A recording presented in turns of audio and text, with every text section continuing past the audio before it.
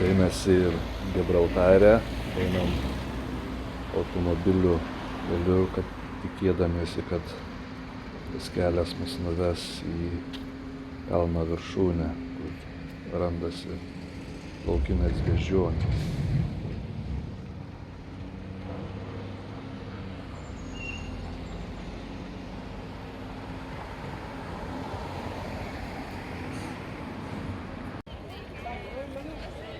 Automobilių kelias mūsų niekur nenuvedė, funikulierius nepritaikytas vežimėliam, turistiniai autobusiukai taip pat nepritaikyti, tad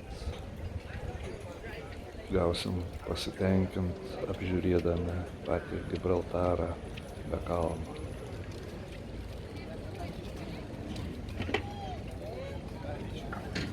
Vienas pliusas, kad nors šalta.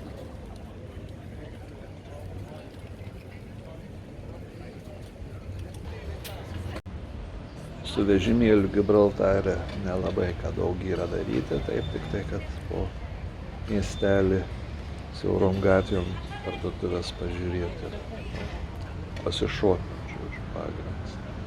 Čia dar kažkokį radom patrankų pasižiūrėti, taip. Patrankų yra daug.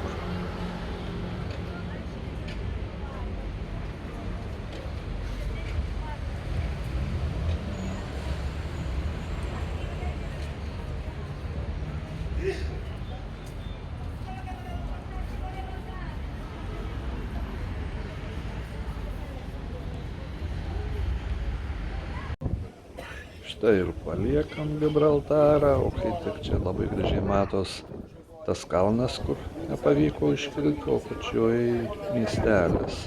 Kalną užkilti reiktų matyti labai daug pastangų įdėti su vežimėliu. Pamatėm ir taip. Viso gero Gibraltare.